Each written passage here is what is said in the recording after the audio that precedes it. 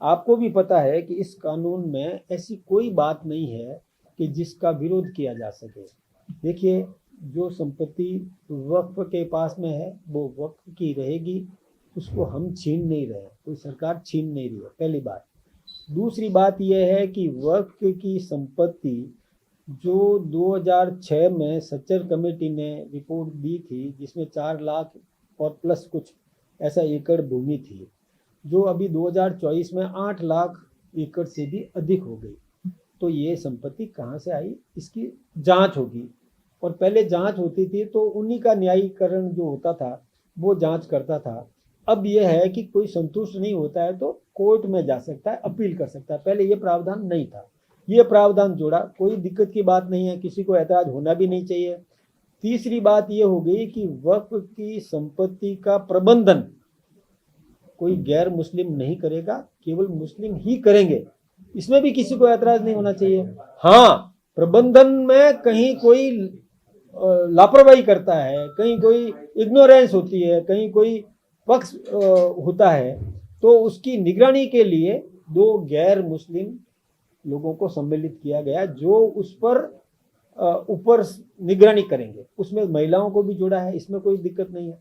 वक्फ की संपत्ति का जब 2006 में सच्चर कमेटी ने बताया कि इससे आय 163 करोड़ हुई, जबकि 1600 करोड़ से अधिक होनी चाहिए थी, लेकिन 163 करोड़ बताई गई। और 2024 में जमीन डबल हो गई, यानी 8 लाख एकड़ से अधिक हो गई, लेकिन आय आमदनी बताई 166 करोड़। तो क्या 3 करोड़ ही बढ़े क्या? इसका मतलब यह है कि मठाधीश जो आज विरोध कर रहे हैं वक्फ का, उन मठाधीशों ने कब्जा किया हुआ है, सारी संपत्ति वो हड़प रहे हैं। इसका लाभ गरीब पसमानदा मुसलमान जो गरीब है उनको इसका, उनकी शिक्षा के लिए, उनकी चिकित्सा के लिए, उनके और मजबूती के लिए, उनको कोई सहायता के लिए, उनको किस प्रकार से समृद्ध किया जा सके, उसमें इसका उपयोग होना चाहिए। न कि कोई 5 स्टार होटल बना करके और उसकी संपत्ति और अपने उपयोग में ले, ये ठीक बात नहीं है। तो ये कानून में यदि इस प्रकार के उसका लाभ, उसकी आय वो होती है गरीब मुसलमानों के चिकित्सा शिक्षा के लिए खर्च होनी चाहिए।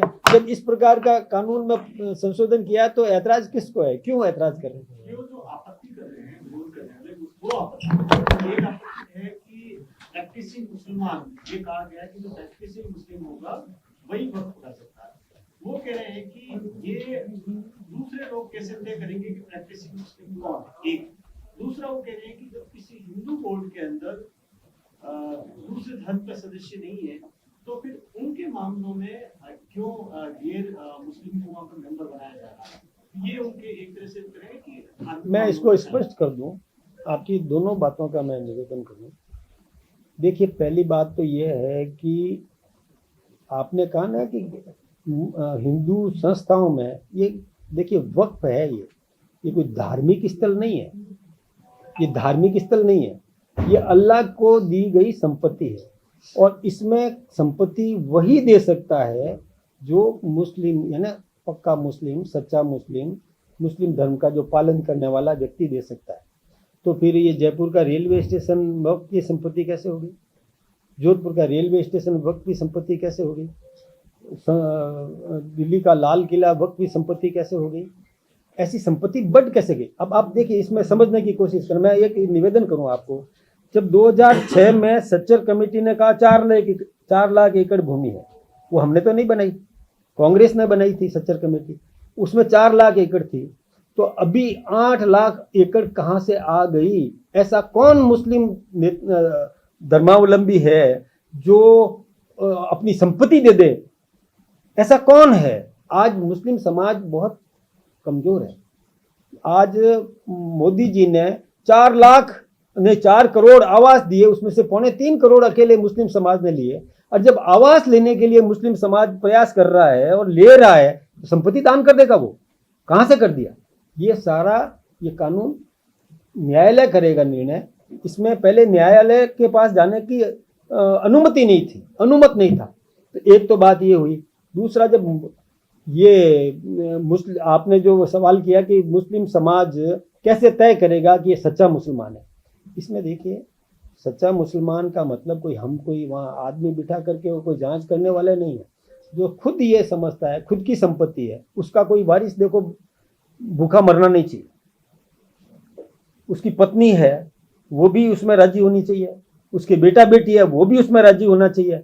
अब आप उनका पत्नी का हक छीन लो और दान दे दो, पहली बात तो कोई दान देने की आज स्थिति तो होनी चाहिए ना, अपनी संपत्ति दे।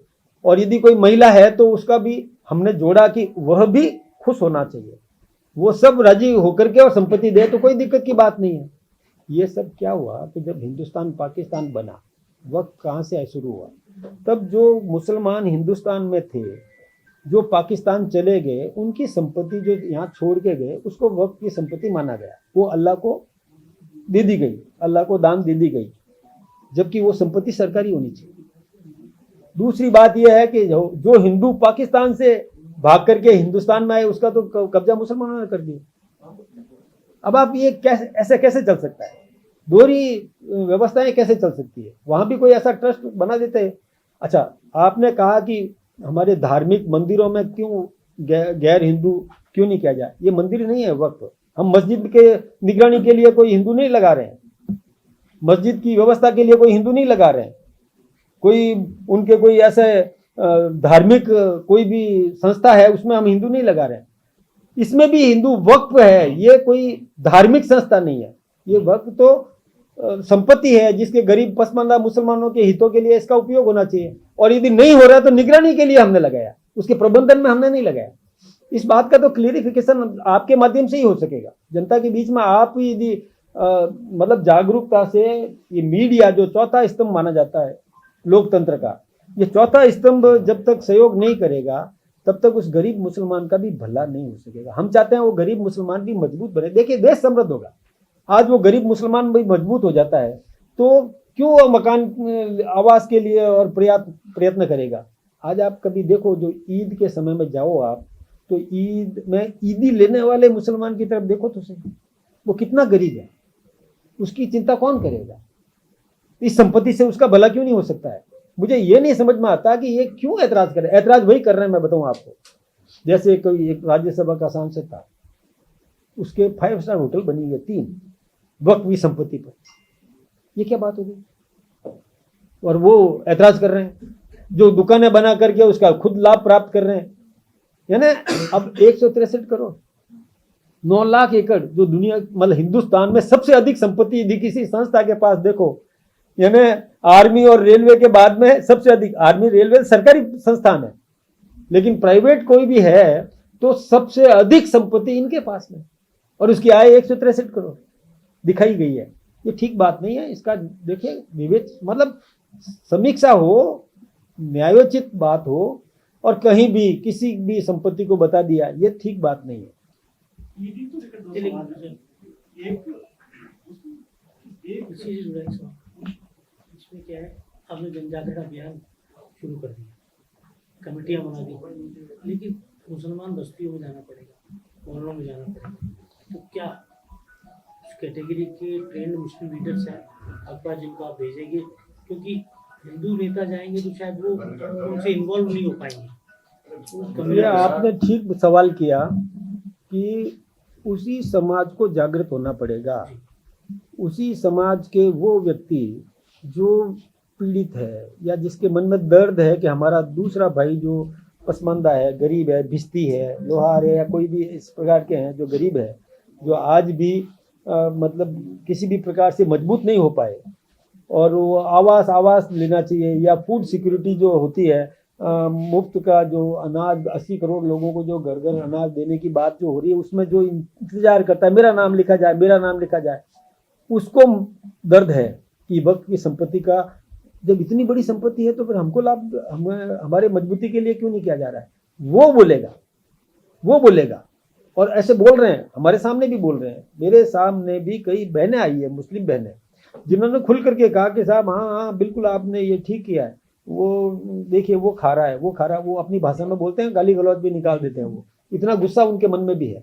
इसलिए मतलब जानकारी, जागरूकता जब बढ़ेगी, और जागरूकता के लिए देखिए हम अपना प्रयास कर रहे हैं, हम उस समाज के लोगों का भी और उनको भी और जागृत करने के लिए हम प्रयास कर रहे हैं। लेकिन जब तक ये चौथा स्तंभ लोकतंत्र का ये चौथा स्तंभ जो मेरे सामने विराजमान है, यह सही बात, राजनीति निरपेक्ष बात, जो सत्य है, वो बात जब तक नहीं जनता के सामने रखेगा तब तक जागृति नहीं होगी।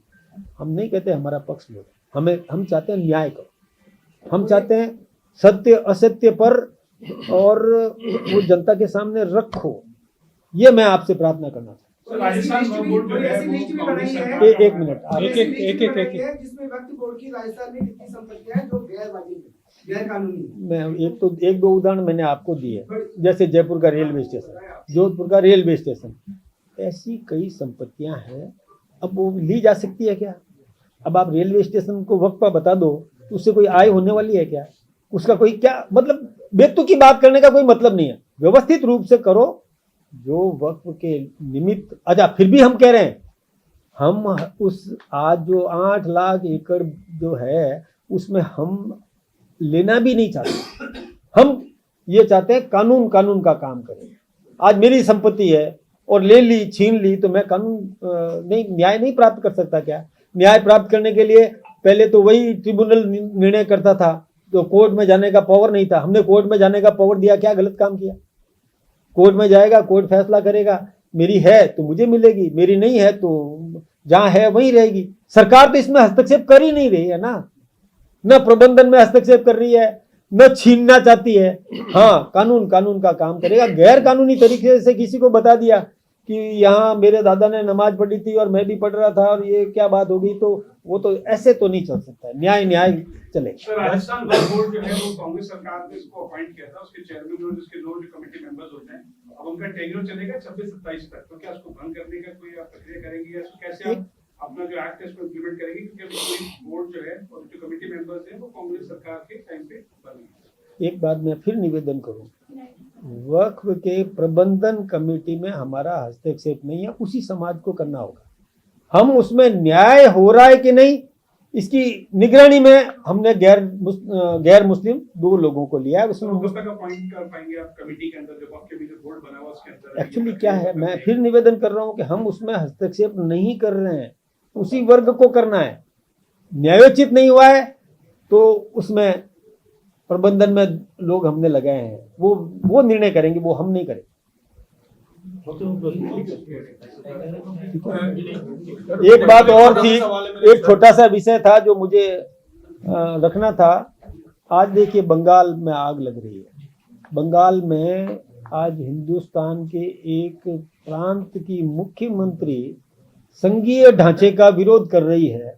इससे ज्यादा निंदनीय क्या हो सकता है, यह विचार करने की बात है।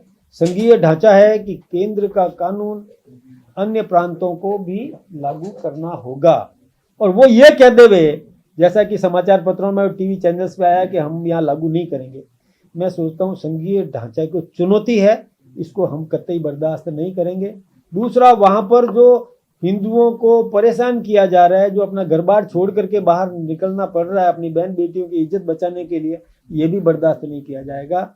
और मुख्यमंत्री का दायित्व है कि वो वहाँ न्यायोचित व्यवस्था सुनिश्चित करे, अन्यथा फिर विचार तो करना ही पड़ेगा। अध्यक्ष जी, क्या जहां वहाँ बीएसएफ लगानी पड़ी है हिंदू इलाकों में क्योंकि हिंदू पलायन कर रहे हैं, तो क्या बंगाल में राष्ट्रीय शासन करना चाहिए? क्या स्थिति हालात इस तरीके के होते? देखिए, नजर रखे हुए हैं कि व्यवस्था ठीक हो जाए। बीएसएफ करेगी, और भी कोई फोर्स लगाना पड़ा वो भी व्यवस्था करेगी। जीवन सुरक्षा देना बहुत, प्रत्येक नागरिक को सुरक्षित जीवन जीना का अधिकार दिलाने का काम हमारा है।